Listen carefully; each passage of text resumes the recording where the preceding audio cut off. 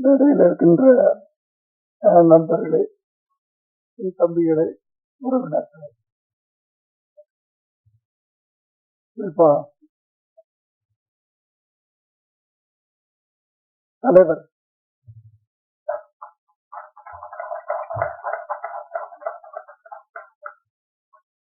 எல்லோருக்கும் என்னுடைய மீடியா நண்பர்கள், சினிமாவை நேசிக்கக்கூடிய அனைவருக்கும் என்னுடைய மாலை வணக்கம். ரொம்ப நன்றி. உடனே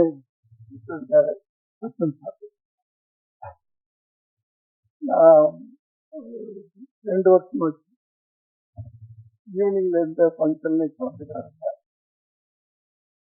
கலந்துக்கணும்னு ஆசை நிகழ்ச்சிகள். ஒரு வயசுக்கு மரியாதை கொடுக்குறாங்க.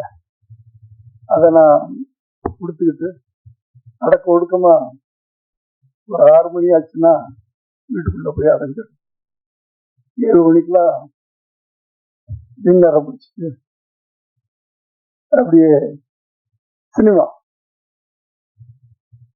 7:30 மணிலிருந்து 9 மணி வரைக்கும் ஏதாவது ஒரு சினிமாவை பார்த்துட்டு அழகா உட்காரு. அதனால நான் எங்கேயுமே ஈவினிங்ல அதான் நான் சொன்னேன், வந்தா நடுவில் போகக்கூடாது, சபை நாகரிகம் இல்லை. பெரியவங்களா இருக்கும்போது நான் பாட்டு பேசிட்டு போனேன்னா நல்லா இருக்காது.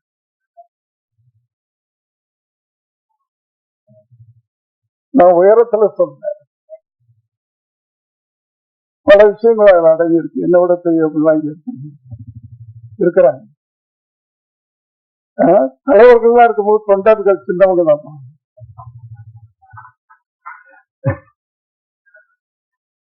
இல்லையா?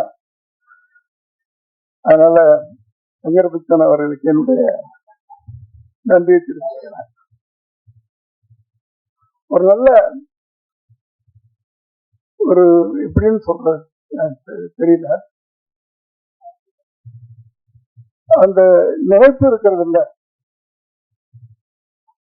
சங்கரபிச்சன் அவர்கள் எல்லாருக்கும் தெரியும், ஒரு பெரிய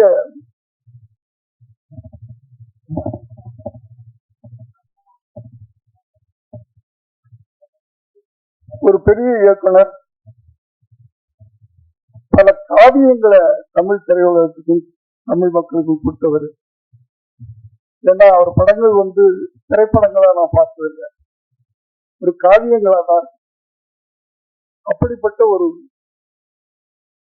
சிறந்த இயக்குனர் தன் மகனை அறிமுகப்படுத்தணும்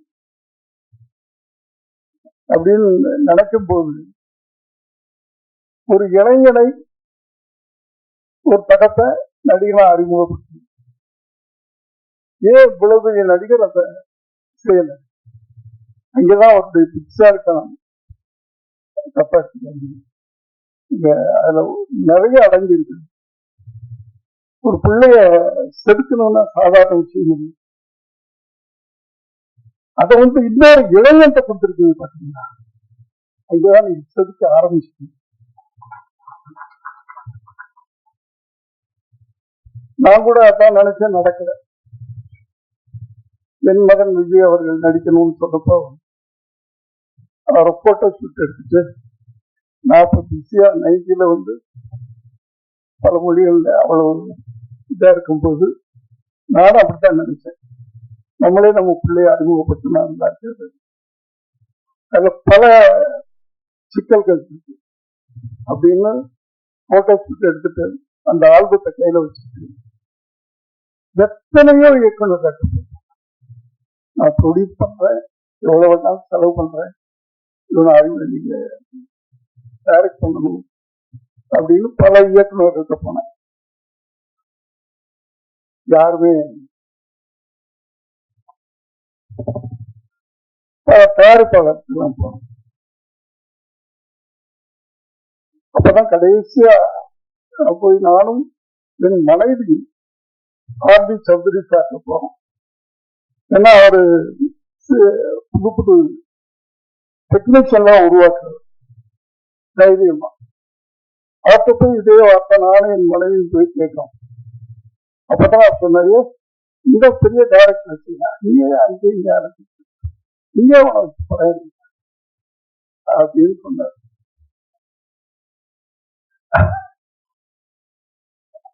அதனாலதான் நான் கட்டாயமாக அவரை நானே படம் எடுக்கக்கூடிய ஒரு சூழ்நிலை உருவாச்சு. ஆனா சங்கர் பிச்சான் அவர்கள் ரொம்ப அழகான வேலையை பண்ணியிருக்கிறாரு. ஒரு இளைஞனை அறிமுகப்படுத்தணும், அந்த இளைஞர்கள் மத்தியில போய் ஒரு நடிகனா சக்கு நெஞ்சில நிக்கணும் அப்படின்னா இன்னொரு இளைஞன் அந்த இளைஞனை உருவாக்கும் அப்படின்னு நினைச்சு அந்த பொறுப்பை கொடுத்திருக்கிறாரு. அது பாலு மகேந்திரா அவருடைய பட்டை வீட்டப்பட்டவர் அப்படின்னு சொல்றாரு. எனக்கு அவர் பழக்கம் இல்லை, இருந்தாலும் அவர் இந்த படத்தின் மூலம் முதல்ல ஒரு இயக்குனர் சங்கத்துல அதன் மூலமா கூட நான் ஆசைப்படுறேன். அந்த இயக்குனர் வெற்றி பெற வேண்டும். முதல்ல ஒரு இயக்குனர் அவர் வெற்றி பெற வேண்டும் ஆசைப்படுறேன். வெற்றி அடைஞ்சிட்டாருன்னு படம் பார்த்தவங்க சொன்னாங்க.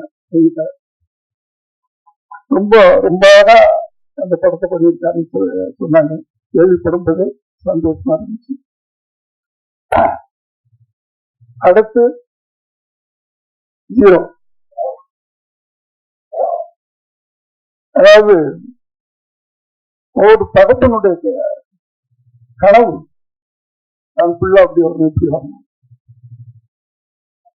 ஆனா இவரு தன் பிள்ளையுடைய கனவை நிறைவேற்றுறதுக்காக இந்த ஒரு ப்ராஜெக்ட அவர் ஆரம்பித்து பண்ணியிருக்கிறாரு. அவருக்கு என்னுடைய வாழ்த்துக்களை தெரிவிச்சுக்கிறேன். அந்த தம்பி இந்த திரையுலகத்துல ஒரு பெரிய கலைஞராக உருவாகணும் அப்படின்னு நான் வாழ்த்துறேன். மற்றபடி இதுல சப்போர்ட்டிங் கேரக்டர்ஸ் அப்படின்னு சொன்னா நிறைய பேர் இருக்காங்க.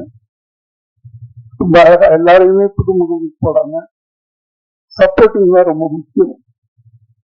ஒருத்தனை தூக்கி நிறுத்தணும்னா பக்கத்துல இருக்கவங்க சேர்ந்தானே தூக்கி நிறுத்தணும். அப்படி ஒரு கனமான கதாபாத்திரங்களை மையப்படுத்தி அப்படி அதை ஏற்று நடிக்கக்கூடிய சிறந்த நடிகர்களை நான் கூட நடிக்க வச்சிருக்கிறாரு.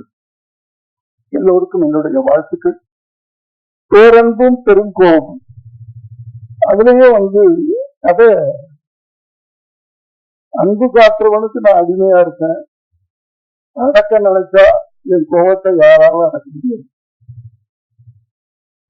அதானே கரெக்ட் தானே? கதையே சொல்லிட்டு அந்த டைட்டில் என்னுடைய ஃபார்முலா தான். என்னுடைய ஃபார்முலா, என்னுடைய குணாதிசயம்.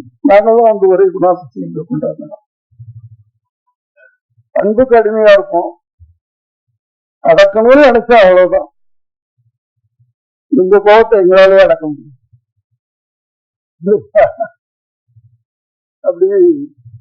அப்படியே இருந்து அப்படியே அது ஒரு விஷயம்.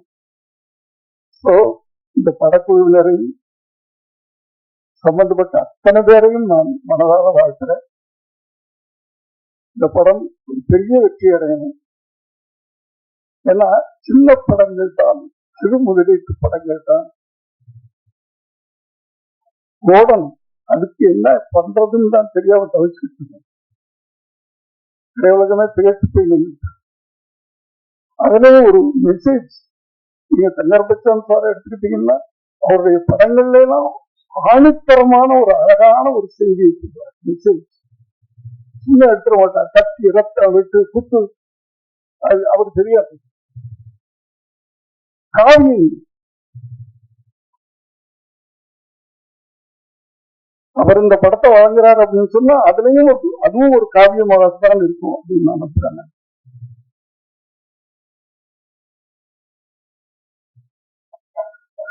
ஏன்னா இப்போ அது போற இடங்கள்லாம் நான் சொல்லிட்டு தான் இருக்கிறேன்.